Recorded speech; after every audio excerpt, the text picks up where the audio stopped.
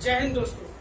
आज हम करने जा रहे हैं दोस्तों हमारा तीसरा भाग, जिसमें हम बात करेंगे संविधान की। संविधान कैसे बना, इसका निर्माण कब हुआ, क्या इसकी पहल थी दोस्तों, इस बारे में जानेंगे।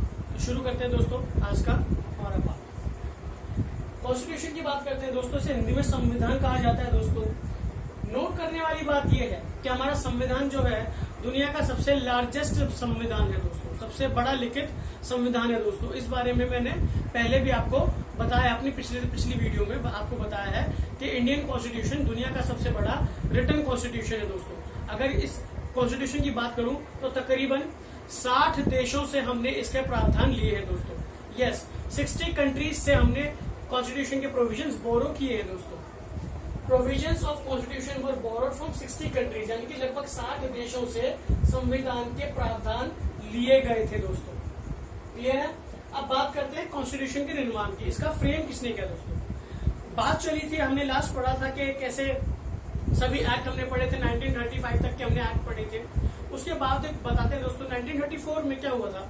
मनवेंद्र नाथ रॉय एक लीडर थे दोस्तों, उन्होंने सबसे पहले संविधान सभा की मांग करी। यानी कि उन्होंने कहा कि संविधान बनाने के लिए, अब क्योंकि धीरे धीरे हम आजादी की ओर बढ़ रहे थे दोस्तों, 1930s का दौर था, धीरे धीरे हम आजादी की तरफ बढ़ रहे थे, बहुत सारे रेवोल्यूशन, बहुत सारे मूवमेंट्स हम देख चुके थे दोस्तों। तो हम धीरे धीरे आजादी की ओर बढ़ रहे थे। अब इस आजादी की ओर बढ़ रहे थे तो मनवेंद्र नाथ रॉय, जिसे हम एम.एन. रॉय के शॉर्ट फॉर्म में जानते हैं, उन्होंने मांग रखी कि कॉन्स्टिट्यूएंट बनाने के लिए एक कॉन्स्टिट्यूएंट असेंबली होनी चाहिए। और ये मांग कब रखी गई दोस्तों? 1934 में रखी गई। सवाल आपसे पूछेगा कि किस वर्ष संविधान सभा होने की मांग रखी गई और किसके द्वारा रखी गई? तो जवाब होगा दोस्तों मनवेंद्र नाथ रॉय। और किस वर्ष रखी गई? तो उसका जवाब होगा 1934। आगे बढ़ते हैं दोस्तों। मनवेंद्र नाथ ने जब इसकी डिमांड रखी गई, एक छोटा सा यहाँ पर रोचक तथ्य बताना चाहूंगा दोस्तों। हमें पता है कि लगभग 390 के लोग आसपास लोगों ने इसमें भागीदारी लिया था, लेकिन सभी ने कॉन्स्टिट्यूशन बनाने में नहीं सहायता की थी दोस्तों। यानी कि 389 जो लोग चुने गए थे उन्होंने मिलकर ये तैयार किया था, लेकिन सभी के सभी का कंट्रीब्यूशन इसमें टोटल नहीं है दोस्तों। ये एक रोचक तथ्य है हमारे संविधान के बारे में। क्लियर है दोस्तों? आई होप आपको ये बात समझ में आई होगी दोस्तों। आप इसे उतार लें, आप इसे कॉपी कर लें, टेक योर टाइम। अब बात करते हैं दोस्तों, जैसे मनवेंद्र नाथ रॉय ने एक डिमांड रखी थी कि संविधान सभा होनी चाहिए, उसी के 6 वर्ष बाद दोस्तों हमारा एक ऑगस्ट ऑफर रखा गया था। इस ऑगस्ट ऑफर में दोस्तों एक लॉर्ड लिनलिथगो नाम के एक व्यक्ति थे, जो उस समय के वाइसरॉय हुआ करते थे, और उन्होंने कहा था कि हम एग्जीक्यूटिव काउंसिल में भारतीयों की संख्या बढ़ा देंगे। हम जो भी 1940s में जब सेकेंड वर्ल्ड वॉर शुरू हो गया था दोस्तों, उसमें भारतीयों का कोऑपरेशन मांगा था, जिसे लोगों ने मना कर दिया गया था। यानी कि ऑगस्ट ऑफर को इट वाज रिजेक्टेड, मना कर दिया गया था।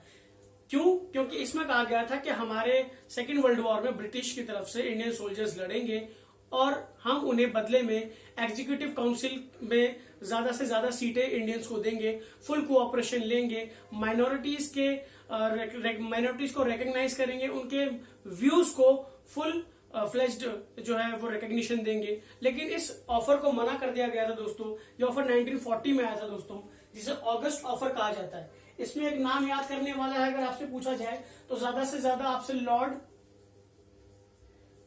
लिनलिथ गो, ये उस लॉर्ड का नाम था दोस्तों, जिसने ये ऑगस्ट ऑफर लाया था।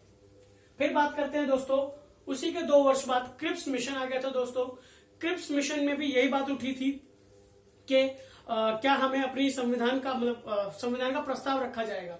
यानी कि क्रिप्स मिशन 1942 में आया था दोस्तों। इसे भी यही, आप जब ये इसे जानेंगे, वर्ल्ड वॉर 2 चल रहा था उस समय, तो उस समय भी यही कहा था कि भारतीय लोग हमारा सपोर्ट करें, उसके एवज में हम काफी कुछ उन्हें देंगे।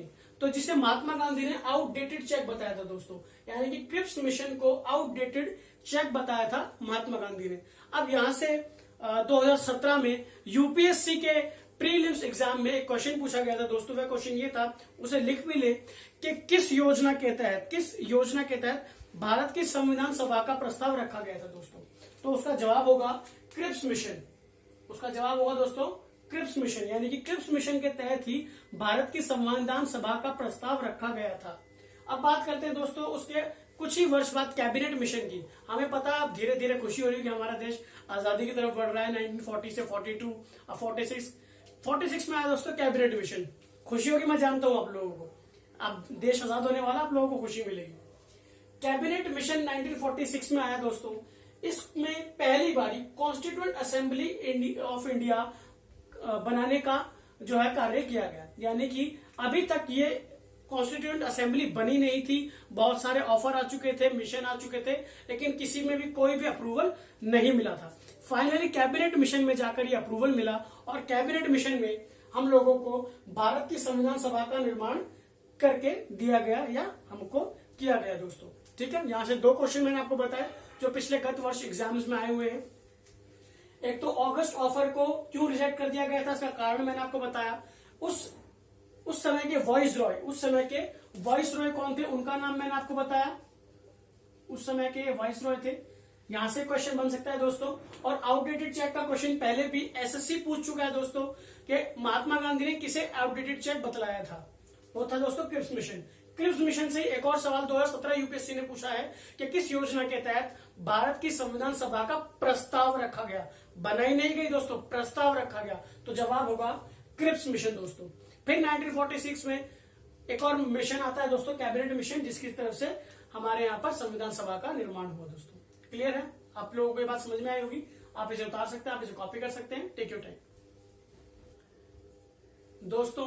उससे आगे चलते हैं और हम ये पाएंगे कि जुलाई अगस्त 1946 में फिर एक इनडायरेक्ट इलेक्शंस होते हैं दोस्तों। यानी कि जुलाई अगस्त में अप्रत्यक्ष चुनाव होते हैं जिसमें कुल मेंबर्स की संख्या 389 थी दोस्तों। यानी कि जुलाई अगस्त में अप्रत्यक्ष चुनाव हुए 1946 में, जिसमें कुल मेंबर्स ने भाग लिया 389। यहां पर प्रोविंस से जो लोग आए थे, मतलब जो प्रोविंसेस से लोग चुने गए थे, टोटल वो चुने गए थे 292। सबसे बड़ा प्रोविंस उस समय, मतलब जो सबसे ज्यादा मेंबर जिस प्रोविंस से आए थे दोस्तों, वो था आपका बॉम्बे प्रोविंस। और 49 लोग वहां पर जो थे आए थे दोस्तों बॉम्बे प्रोविंस से। अब बात करते हैं कमिश्नरी एरिया या फिर आयुक्त क्षेत्रों से। आयुक्त क्षेत्रों से दोस्तों 4 मेंबर्स को चुना गया था। देशी रियासतों की बात करें तो यहां से 93 लोगों को चुना गया था दोस्तों। अब यहां पर मैं आपको एक रोचक तथ्य बताता हूं दोस्तों। भीमराव अंबेडकर, जिन्होंने हमारे संविधान की रचना की है दोस्तों, वह किस क्षेत्र से चुने गए थे या किस प्रांत से चुने गए थे, ये मुझे आप कमेंट करके बताएंगे मेरी वीडियो में। क्लियर है दोस्तों। तो हमारे पास जो जवाब आया, टोटल इलेक्शंस में भागीदार कितने थे दोस्तों, 389। यानी कि जो इलेक्शंस का हुए थे इंडायरेक्ट इलेक्शंस, संविधान सभा में इन लोगों का चुना गया था दोस्तों। 389 लोग जो थे यहाँ पे भागीदार थे। 292 लोग प्रांतों से आए थे, 49 लोग बॉम्बे प्रांत से आए थे, 4 लोगों को चुना गया था आयुक्त क्षेत्रों से, कमिश्नरी एरिया से, और देशी रियासतों से दोस्तों 93 लोगों को चुना गया था। ठीक है दोस्तों, आई होप आपको ये समझ में आया होगा। आप इसे कॉपी कर सकते हैं, टेक योर टाइम।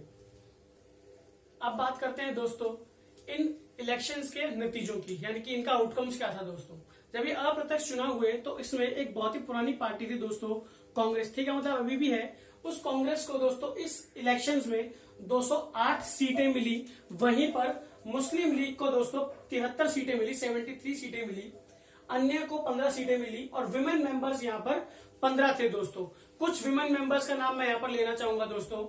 इनमें से एक थी विजय लक्ष्मी पंडित, जो कि आपको पता होगा यूनाइटेड नेशन जनरल असेंबली की पहली फीमेल प्रेसिडेंट यही थी दोस्तों। आप इसे लिख सकते हैं कि विजय लक्ष्मी पंडित पहली यूएन की जनरल असेंबली की प्रेसिडेंट बनी थी दोस्तों। इनके बारे में एक और रोचक तथ्य बताना चाहूंगा। लाल बहादुर शास्त्री, भारत के दूसरे प्रधानमंत्री लाल बहादुर शास्त्री के खिलाफ नो कॉन्फिडेंस मोशन लाने में इनका बहुत बड़ा अहम योगदान था। हालांकि वो चलो डिबेट का मैटर है, वो सही था गलत था, वो हमने उस पर हम बहस नहीं करेंगे। लेकिन नो कॉन्फिडेंस मोशन विजय लक्ष्मी पंडित लेकर आई थी लाल बहादुर शास्त्री के खिलाफ, जो कि रिजेक्ट हो गया था दोस्तों। अब बात करते हैं सरोजनी नायडू की दोस्तों।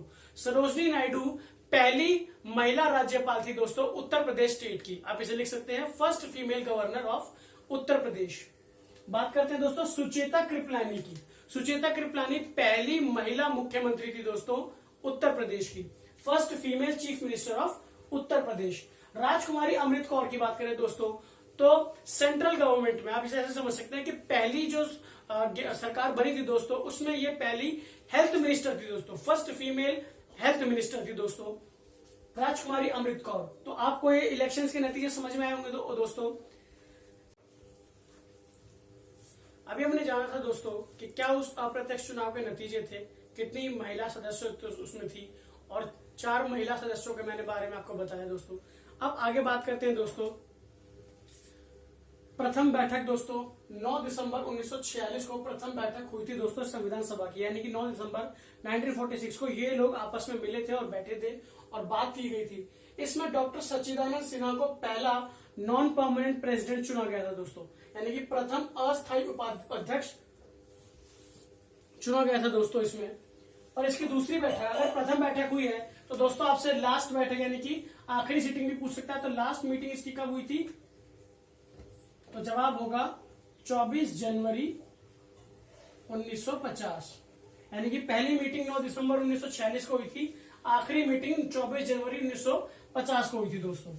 फिर उसी के 2 दिन बाद 11 दिसंबर 1946 को द्वितीय बैठक हुई, सेकेंड सिटिंग हुई, जिसमें डॉक्टर राजेंद्र प्रसाद को पहला स्थायी अध्यक्ष चुना गया, यानी कि पहला परमानेंट प्रेसिडेंट चुना गया दोस्तों। इसमें 2 वाइस प्रेसिडेंट रखे गए थे दोस्तों, जिनका नाम है हरेंद्र कुमार मुखर्जी और टीटी कृष्णमाचारी, जो कि उस समय वाइस प्रेसिडेंट चुने गए थे दोस्तों इस संविधान सभा के दोस्तों, जिन्हें हम उपाध्यक्ष के नाम से जानते हैं। यहाँ पर एक संवैधानिक सलाहकार कॉन्स्टिट्यूशनल एडवाइजर भी नियुक्त किया गया था दोस्तों, जिसका नाम था बेनेगल नरहरि राव, जिसे आप BN राव के नाम से जानते हैं दोस्तों। आई होप आपको ये समझ में आएगा दोस्तों कि कैसे पहली मीटिंग कब हुई, 1946 9 दिसंबर, लास्ट मीटिंग 24 जनवरी 1950 को हुई थी दोस्तों। डॉक्टर सच्चिदानंद सिन्हा पहले अस्थायी मेंबर थे, यानी कि पहले अस्थायी प्रेसिडेंट थे, अस्थायी अध्यक्ष थे। 11 दिसंबर 1946 को सेकंड मीटिंग हुई दोस्तों। यहां पर डॉक्टर राजेंद्र प्रसाद को पहला परमानेंट प्रेसिडेंट चुन लिया गया और यहां पर 2 वाइस प्रेसिडेंट चुने गए इसी संविधान सभा के, हरेंद्र कुमार मुखर्जी और टीटी कृष्णमाचारी। यहाँ पर BN राव यानी कि बेनेगल नरहरि राव को संवैधानिक सलाहकार के तौर पर नियुक्त किया गया दोस्तों। आई होप आपको समझ में आएगा दोस्तों, आप इसे कॉपी कर सकते हैं, टेक योर टाइम।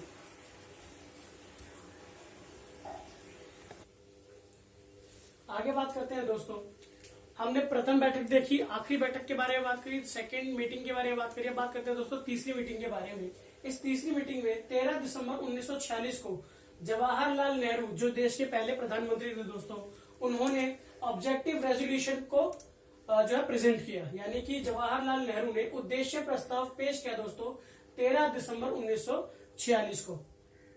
और फिर 22 जनवरी 1947 को संविधान सभा को अपना लिया गया, यानी कि उनको अडॉप्ट कर लिया गया, यानी कि 389 मेंबर्स की जो लोग थे उनकी राय, उनकी सारे जो भी उनकी रिकमेंडेशंस थी उनको सबको मान लिया गया, उनको पारित कर लिया गया दोस्तों। यहाँ पर हमारा कॉन्स्टिट्यूएंट निर्माण खत्म होता है दोस्तों। अब हम आगे बात करेंगे प्रियम्बल की। क्लियर है दोस्तों? आई होप आपको समझ में आएगा, आप इसे कॉपी कर सकते हैं, टेक योर टाइम। दोस्तों अब बात करते हैं हमारे प्रियम्बल की, जिसे हम प्रस्तावना कहते हैं दोस्तों। प्रियम्बल को कहा जाता है संविधान का परिचय पत्र, यानी कि इंट्रोडक्टरी नोट या इंट्रोडक्शन इसे कहा जाता है दोस्तों। आप इसे हर एनसीईआरटी की किताब में पाएंगे दोस्तों। शुरुआत में ही होता है प्रियम्बल, आपने गौर से पढ़ा हो तो उसकी शुरुआत होती है we the people of India से दोस्तों। ये वी का मतलब हम सब, यानी कि ये जो प्रियम्बल था दोस्तों हम सभी के लिए था। ये जो प्रियम्बल है दोस्तों इसे संविधान का परिचय पत्र कहा जाता है। ये जो प्रोविजन है ये हमने यूएसए से लिया है दोस्तों, यानी कि अमेरिका से लिया गया है। शुरुआत में इसमें काफी कुछ शब्द थे, लेकिन इसमें 1976 में 42nd कॉन्स्टिट्यूशनल अमेंडमेंट एक्ट 1976 में इसमें 3 शब्द जोड़े गए दोस्तों, सोशलिस्ट, सेक्युलर और इंटेग्रिटी। इंटेग्रिटी का मतलब होता अखंडता। 42वां संशोधन को मिनी कॉन्स्टिट्यूशन भी कहा जाता है दोस्तों। यहां पर हमने बहुत सारे शब्द हमने देखेंगे। सोवरेनिटी का मतलब होता है संप्रभुता, सोशलिस्ट का अर्थ होता है दोस्तों सामाजिक, सेक्युलर का अर्थ होता है धर्मनिरपेक्ष, यानी कि भारत का अपना कोई भी ऑफिशियल धर्म नहीं है, ऑफिशियल रिलीजन नहीं है। यहां हमें आजादी है किसी भी धर्म को मानने की, किसी भी धर्म को प्रोफेस या फॉलो करने की। डेमोक्रेटिक की बात करें तो दोस्तों यहाँ लोकतंत्र है, लोगों के द्वारा सरकार चुनी जाती है, लोगों के द्वारा वोट डालकर अपना प्रतिनिधित्व पार्लियामेंट भेजा जाता है दोस्तों, जो हमारे लिए काम करता है। रिपब्लिक यानी कि गणराज्य है, लोगों के अगेन, लोगों के लिए दोस्तों। जस्टिस के प्रावधान दोस्तों हमने यूएसएसआर से लिए दोस्तों, याद रहे यूएसएसआर से लिए दोस्तों। रशिया क्योंकि 1991 में बना है, जब यूएसएसआर का विघटन हुआ, डिसइंटीग्रेशन ऑफ यूएसएसआर हुआ 1991 में, तब रशिया ने टेक ओवर किया था। यानी कि जस्टिस के जो प्रावधान है दोस्तों प्रियम्बल में, वो हमने यूएसएसआर से लिए हैं दोस्तों। अब बात करते हैं लिबर्टी, इक्वालिटी और फ्रेटर्निटी। लिबर्टी का अर्थ होता है दोस्तों स्वतंत्रता, इक्वालिटी का अर्थ होता है समानता, फ्रेटर्निटी का अर्थ होता है दोस्तों भाईचारा। ये तीनों ही शब्द हमने फ्रांस से लिए हैं दोस्तों। जब फ्रांस की क्रांति हुई थी, फ्रेंच रेवोल्यूशन हुआ था दोस्तों, तब ये उनके संविधान में शब्द जो थे या संविधान में डालने की मांग की गई थी दोस्तों। टेनिस कोर्ट ओथ आपको याद होगा दोस्तों। ये 3 शब्द हमने फ्रांस से लिए हैं दोस्तों, जो कि हमने अपने संविधान में शामिल किए हैं। अगेन मैंने बताया 42nd कॉन्स्टिट्यूशनल अमेंडमेंट एक्ट 1976 में आया था। इसे मिनी कॉन्स्टिट्यूशन या लघु संविधान भी कहते हैं दोस्तों। और यह सोशलिस्ट, सेक्युलर और इंटीग्रिटी, ये 3 शब्द नए संविधान में जोड़े गए थे दोस्तों इसके तहत। आई होप प्रियम्बल आपको समझ में आया होगा दोस्तों। आप इसे उतार सकते हैं, आप इसे कॉपी कर सकते हैं। Thank you. अब बात करते हैं दोस्तों प्रियम्बल की। प्रियम्बल यानी कि प्रस्तावना दोस्तों। प्रस्तावना जो है, इसे संविधान का परिचय पत्र कहा जाता है, इंट्रोडक्टरी नोट या इंट्रोडक्शन कहा जाता है दोस्तों इसे। ये प्रावधान जो है हमने प्रियम्बल का, ये लिया है दोस्तों यूएसए से, संयुक्त राज्य अमेरिका से इसे लिया गया है दोस्तों। सॉवरेनिटी, संप्रभुता। सोशलिस्ट मतलब सामाजिक, सेक्युलर मतलब धर्मनिरपेक्ष, डेमोक्रेटिक मतलब लोकतंत्र, रिपब्लिक मतलब गणराज्य, जस्टिस मतलब न्याय, लिबर्टी मतलब स्वतंत्रता, इक्वालिटी मतलब समानता, फ्रेटर्निटी मतलब भाईचारा। ये दोस्तों ये शब्द आपको प्रियम्बल में देखने को मिलते हैं, जिसकी शुरुआत होती है we the people of India से। जी हाँ, अगर आपने संविधान का ये प्रस्तावना पढ़ा हो, प्रियम्बल पढ़ा हो, तो उसकी शुरुआत होती है दोस्तों we the people of India से, जिसमें ये सारे शब्द आपको सम्मिलित मिलते हैं दोस्तों। अब बात करते हैं इन शब्दों के बारे में। ये जो प्रावधान है न्याय का, जस्टिस का, ये दोस्तों हमने लिया है यूएसएसआर से। यूएसएसआर, मैंने आपको पहले ही बताया दोस्तों, हमारा संविधान तक लगभग 60 देशों के संविधान को समझने के बाद, पढ़ने के बाद तैयार किया गया है दोस्तों। इसमें से बहुत सारे प्रोविजंस हमने लिए हैं, इसलिए भारतीय संविधान सबसे बड़ा लिखित संविधान है दोस्तों। अब बात करें जस्टिस की, तो हमने यूएसएसआर से लिया है क्योंकि रशिया 1991 में एग्जिस्टेंस में आया है after the disintegration of USSR. Liberty, equality और फ्रेटर्निटी, ये 3 शब्द दोस्तों हमने फ्रेंच रेवोल्यूशन से लिए हैं, या मैं कहूं फ्रांस से लिए हैं दोस्तों। 42nd कॉन्स्टिट्यूशनल अमेंडमेंट एक्ट 1976, जब ये अमेंडमेंट आया तो प्रियम्बल में 3 नए शब्द जोड़े गए। 3 नए शब्द जोड़े गए, वो शब्द थे दोस्तों सोशलिस्ट, सेक्युलर और इंटीग्रिटी। इंटीग्रिटी का मतलब था दोस्तों अखंडता। इसमें 3 शब्द ये जोड़े गए थे। इसमें प्रियम्बल में एक संविधान संशोधन किया गया था, अमेंडमेंट किया गया था 1976 में। इसी संवैधानिक संशोधन को लघु संविधान भी कहा जाता है या मिनी कॉन्स्टिट्यूशन भी कहा जाता है दोस्तों। आई होप आपको ये समझ में आएगा दोस्तों। आप इसे कॉपी कर सकते हैं, टेक योर टाइम। उसके बाद बात करते हैं दोस्तों प्रियम्बल के बाद एक ड्राफ्टिंग कमेटी बनाई गई, जिसे आप प्रारूप समिति के नाम से भी जानते हैं, और इसका दूसरा नाम है दोस्तों मसौदा समिति। इस मसौदा समिति में दोस्तों टोटल 7 मेंबर थे, जिसे हम पढ़ेंगे 1+6 मेंबर्स थे दोस्तों। डॉक्टर भीमराव अंबेडकर दोस्तों इनके जो थे चेयरमैन चुने गए थे, और इसमें बहुत सारे लोग थे। इनमें दोस्तों डीपी खेतान की मृत्यु हो गई थी दोस्तों, मृत्यु हो गई थी, जिनके बदले आए टीटी कृष्णमाचारी। टीटी कृष्णमाचारी। फिर एमएन मित्तल भी बीमार हो गए थे दोस्तों, जिनके बाद आए आपके एन माधवराव। इस कमेटी में आपको याद रखना है दोस्तों, सभी के नाम याद नहीं रखने हैं, कौन किसमें क्या था। हो सकता है आपसे कभी कभार पूछ लेते, मैं 7 के नाम आपको बता दूंगा दोस्तों। अब बात करते हैं दोस्तों संविधान के बारे में। छोटा सा रोचक सा तथ्य आपको बताना चाहूंगा दोस्तों। संविधान का हर पेज जो है वो कुछ ऐसा है दोस्तों, जिसको कोने पर कुछ डिजाइन बना हुआ है और बीच में उसके बारे में लिखा हुआ है दोस्तों। प्रेम बिहारी नारायण रायजादा साहब ने इसे अपने हाथों से लिखा है। हैंड रिटन कॉन्स्टिट्यूशन जो क्रेडिट है दोस्तों, वो जाता है प्रेम बिहारी नारायण रायजादा को, और वसंत कृष्ण वैद्य को दोस्तों श्रेय जाता है संविधान को हिंदी में लिखने का। कृष्ण वैद्य ने इसे हिंदी में लिखा दोस्तों, और रायजादा साहब ने इसे इंग्लिश में लिखा दोस्तों। संविधान के हर पेज पर कोनों पर कुछ डिजाइन बनाया गया दोस्तों, बॉर्डर पर कुछ डिजाइन बनाया गया दोस्तों। इस डिजाइन का क्रेडिट भी जाता है रामबियोर सिन्हा को। संविधान के हर पृष्ठ पर डिजाइन बनाने का श्रेय रामबियोर सिन्हा को जाता है दोस्तों। बिल्कुल, तकरीबन इसमें बहुत सारे पेजेस हैं और बहुत सारे पेजेस पर यानी कि हर एक पेज पर कोनों पर, बाउंड्री पर या फिर बॉर्डर्स पर डिजाइन बनाया गया था दोस्तों। और ये डिजाइन बनाया गया था दोस्तों रामबियोर सिन्हा की वजह से। रामबियोर सिन्हा ने इस डिजाइन को बनाया था दोस्तों। तो यहां पर याद रखने वाली बात क्या क्या है, प्रेम बिहारी नारायण रायजादा ने इसे अपने हाथ से लिखा और कृष्ण वैद्य ने दोस्तों इसे कॉन्स्टिट्यूशन को हिंदी में लिखा। रामबियोर सिन्हा को क्रेडिट जाता है दोस्तों इस हर कॉन्स्टिट्यूशन के हर पेज के डिजाइन के लिए इन्हें जाना जाता है दोस्तों। आई होप आपको ये बात समझ में आई होगी दोस्तों। आप इसे उतार सकते हैं। Thank you.